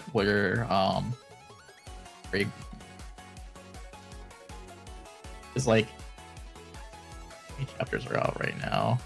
Well, it started in February of 2023, so there should be, I think, like, I can't even remember. Like 20 something. There's like 20 something chapters out right now because I know he took like a couple months off for holiday. Araki never stops, except when Yeah. he dies. Like, it's a lot. JoJo's a long ass running series. Yeah, it really is. Like, he's been writing it since the 80s. It's crazy. And he still looks like he's like, he never ages. No, he doesn't. Just keep making JoJo's, please. I need I'm still sure- more I'm run anime. Yeah, I know there's there's that JoJo event coming soon, the JoJo Day, in April. So I'm assuming they're gonna announce it during that. I hope so. Rocky was the initial stone mask wearer. I believe it. I believe it. Or Other than that, it was basically just listening to music. Like, I pretty much sent you all the songs I was listening throughout the month. yeah, they're good. Yeah, I mean, they were good. And I know like one of them was on your media review, so They were. I couldn't remember every single one. I'm like, I'm gonna put some here. It's been such a good. We've been eating good with Vocaloid. I like Yeah, always been, like, have been, but especially. like I found like so many good Vocaloid songs recently, like, and they're all like with like very little views or something. Like they'll have like a couple thousand views, and it'd be like so good. Right. That reminds me, I thought of one I have to send you later. Whoops. See if I remember it. Alright. Just reminded me of it. But I think that's all I could blab about. Like, even though a lot of my yapping was kind of incoherent because I couldn't think of how to describe the movie. No. You did great. Yeah, hopefully I get more to talk about next month. I always say this, but like I want to talk more. Like, I want to actually like figure out what to talk about. It can be hard sometimes. It is hard to describe without spoilers, right? Like, you want to give enough, but not too much, and then or you could be like me and completely give up today with one thing. Yeah, just describe the whole thing. It'll I feel fine. like I They'll didn't even figure it get out. close. Oh my gosh. Yeah, But it's thank you fun. for having me. Thank you for talking to me. It's very fun. I'm always happy to hear you yap, even if it's just a little, or even if you don't know what to say. I appreciate it. Thank you. Thank you. There it goes. Oh, I'm still tiny. Hold on. Let me put my face back on. Oh, now I'm on my own head. Wow, that's kind of... Hi, Bob. Oh, I suppose I should blink. Vocal and music production. Beloved. The urge to yap is strong sometimes. Tiny bead. Should have made you giant. Streaming is really hard with my yapping because I'm not the best at it. I'm very much someone who keeps to myself, so this has been fun practice. Alright, I gotta show... Yep. Alright, that's the end of our media review. I'm gonna show Yama and whoever else needs it how to add friends on Monster Hunter Wilds. Put that away. Thank you, media review, for your work. Let me turn back on this. Oh my god, can I just put chat in the right place, please? Sad. Right! It shouldn't take... It shouldn't be in all these menus. They made it so unintuitive, honestly. Oh my gosh. And for why? We'll do that really quick. I forgot I changed it to full screen. Oh no. That's okay. Hello, game? More like coma-y. How dare you? I am very tired though.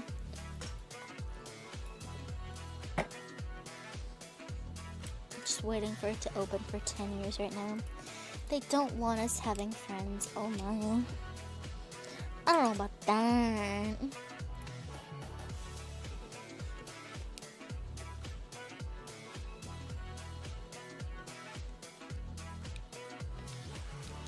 Okay, so you're gonna go in your game. I'm just gonna get on the squad lobby, which will be open to anyone who joins it. It's just a Stellarium. Am I feeling the REM yet? Nope, not yet. The squad is pretty straightforward, but the friend part is like... Alrighty, so you're in the game. You're gonna go over to member list and communication, and you're gonna go all the way to the right where it says Hunter ID search, and it's gonna be like enter a Hunter ID, and then you're gonna put in the Hunter ID. That's what you're gonna do.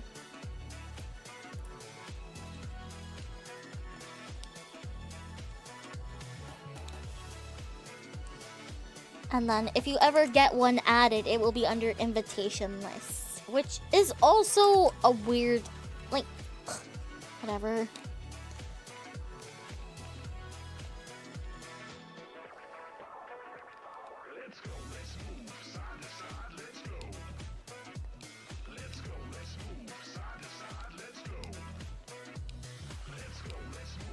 I'm just inviting everyone I know to it. So, if they feel like it. You jest? Why do you jest?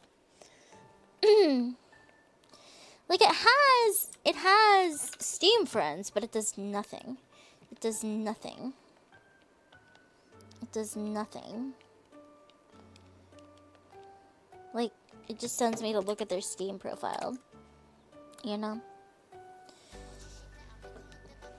Speaking of, let me just go. Rabu, can I have your Hunter ID, please? So I can add. So I can add her. What? Well, I don't know. Maybe they're trying to fix it. I'm not sure.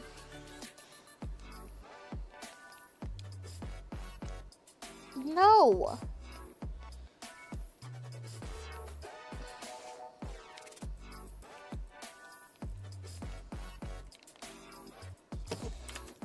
Added. I'm checking my friend request. I don't have one. I don't have one from you. She hate me? No, I'm just trying to do this. What are you doing with your butt, Bob? I don't hate you.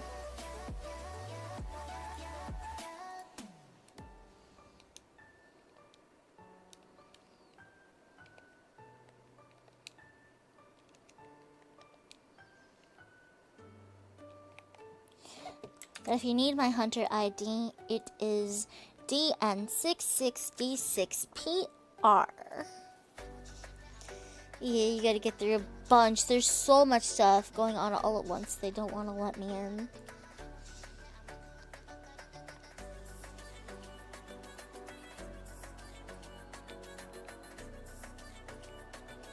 Woo. It's not that I hate you, by the way. It's that I'm gonna eat something. And my head hurts still. And then when I play... Ew. Also, I don't understand the point between friending someone and following them on here. I'm just scared to be jealous of your customized sacred. Have you seen... I made mine a chocobo earlier, but right now it's pink. You're just jealous of mine. How about that?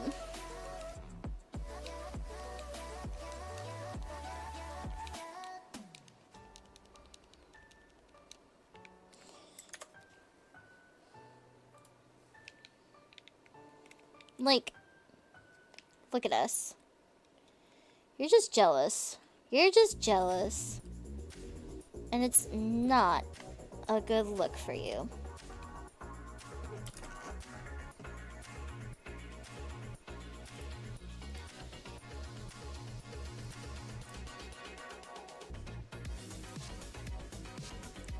I don't hate you! I haven't thought of a name for my Sacred yet though. Oh, she kind of looks like a Rathalos. since I put the black on her tail. Hi, Zucka. I'm trying to show Yama how to add friend, but I think we might be having issue. Ooh. If you give me yours, you can see if that works. Yama? I'm gonna start looking for someone to raid though, real quick. I don't have one from you. Let me see. So just have link party invitation. No, because I hate you apparently. Okay, let me just yoink.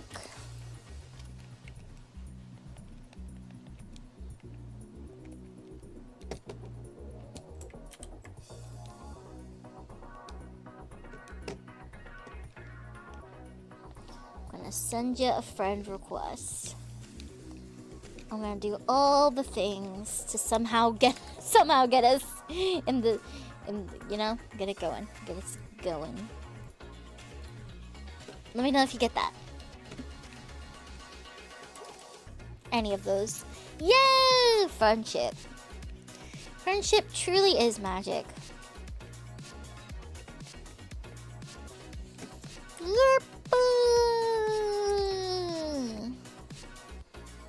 Nice.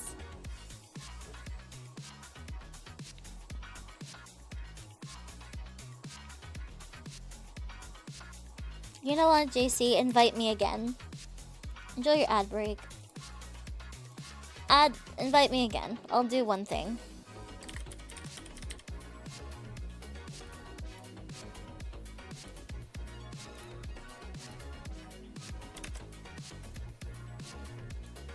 Take my glasses off, I suppose.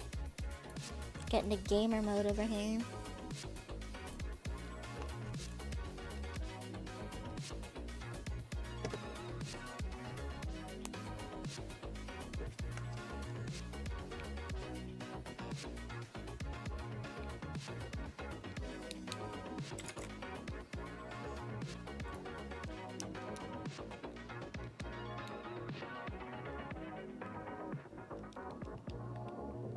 Yeah, keep that.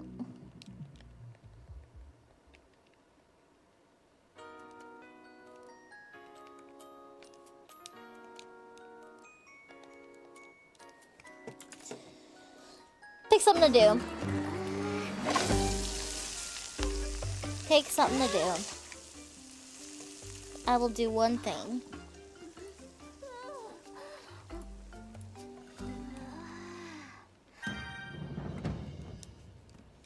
Before my head hurts and I must perish.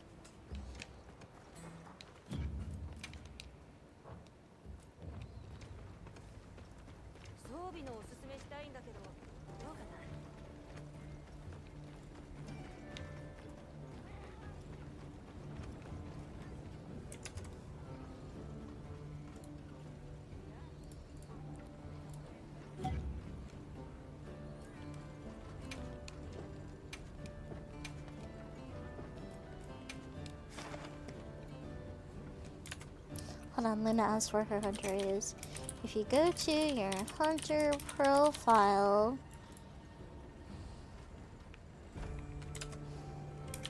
you can toggle your hunter ID. The menus are so dumb. I hate it here. I do still have it full screen for when I was playing a bit earlier. Now you gotta play it. I'm doing one thing. I'm doing one thing.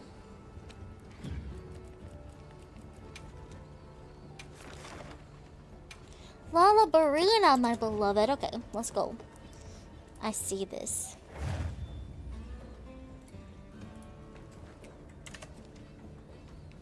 Perfect excuse.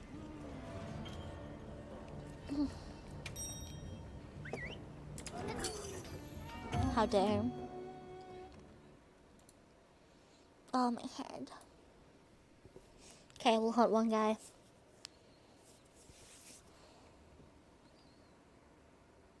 My beloved.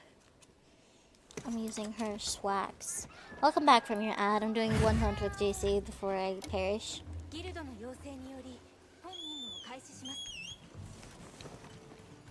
Yippee.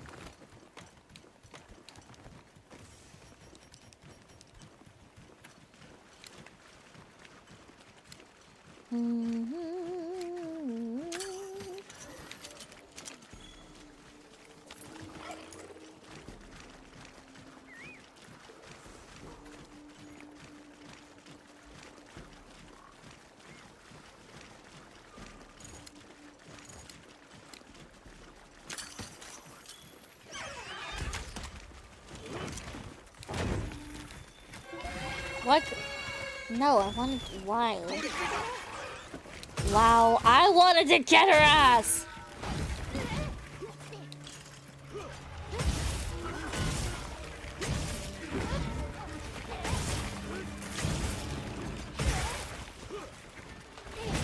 Oh, hey, Emma. Get in here.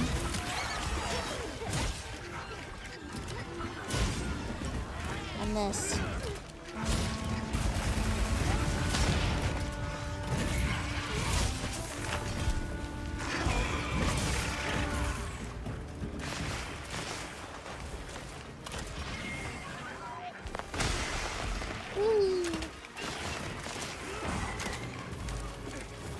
She's so pretty.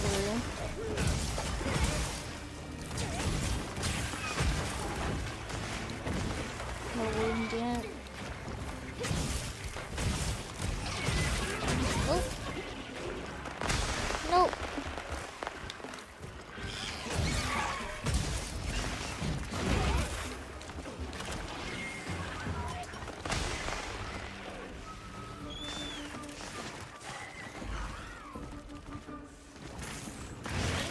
Oh, rude as hell.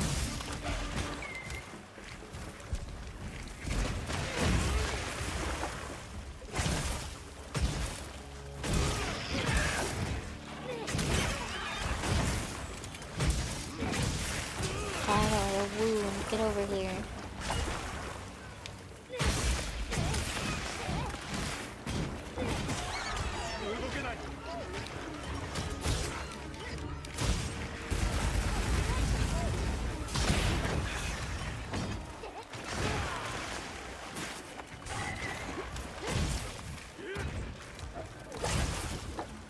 Don't do that. Don't touch me. Don't touch me.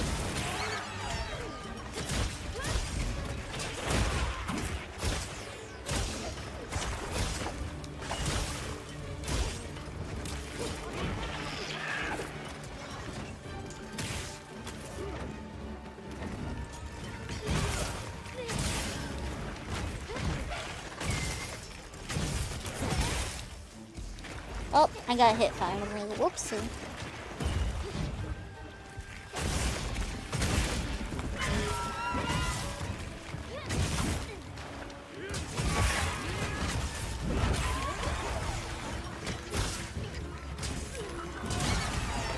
Oh no, she scooted.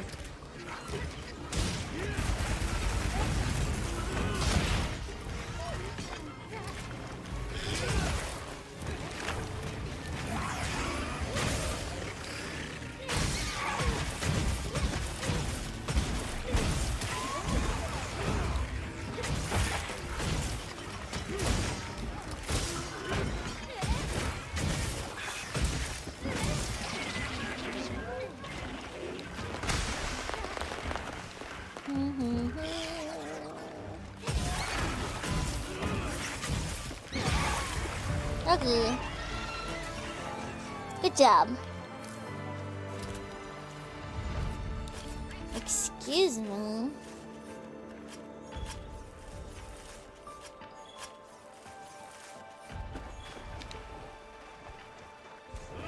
We did it!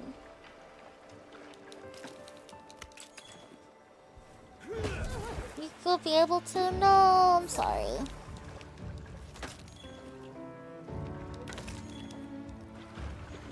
Bones. Stop, I'm getting bones.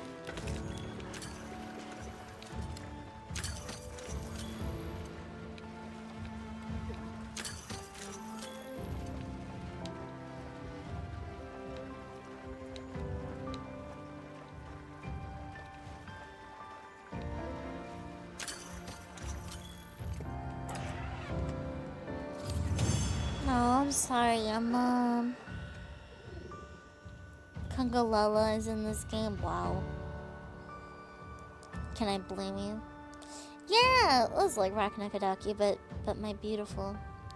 No, she's not difficult. She's just beautiful, and I like her armor and weapons.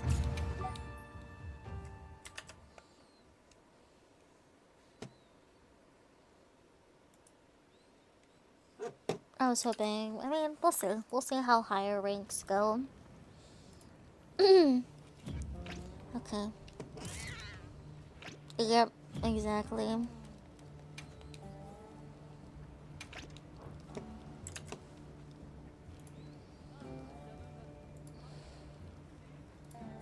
Okay. Luna gave me her ID. 4X4LU6XR. Okay.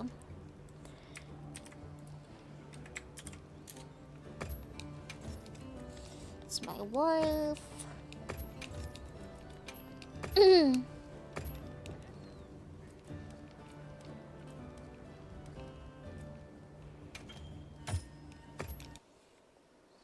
That's what we're doing. Okay, let's find someone to raid really quick. I do the head pats around here.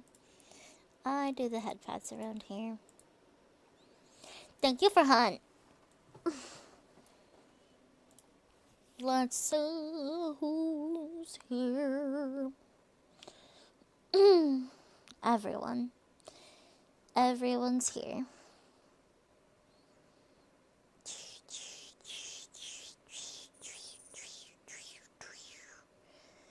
Yep, if you're raiding with us on Twitch, we typically do, and you want to do a raid message, we typically do Sleepy Invade with or without the follower emote.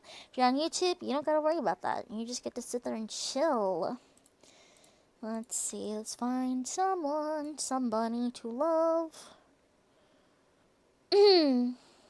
Wait a second, is anyone in here? Is anyone in here streaming? Hold on. Hold on a second. Let me see really quick. Or is it just me? It might be just me. Damn. Okay, well. Unfortunate. That's okay. Thank you for hanging out and yapping with me. I hope you had fun. I hope you have a good rest of your time zone.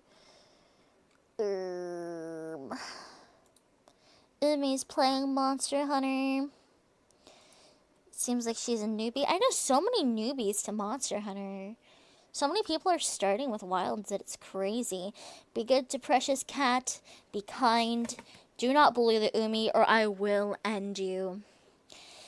So yes, be good, be safe. Have a good rest of your time zone. I will see you soon. I will be streaming Monster Hunter Wilds on the weekend, so don't typically get sleepy weekend streams too often, but that's what I'll be doing. Sleepy and Nakoma-y. I'm gonna flop. I'm gonna flop. I'll see you soon, starshines, okay? Bye bye,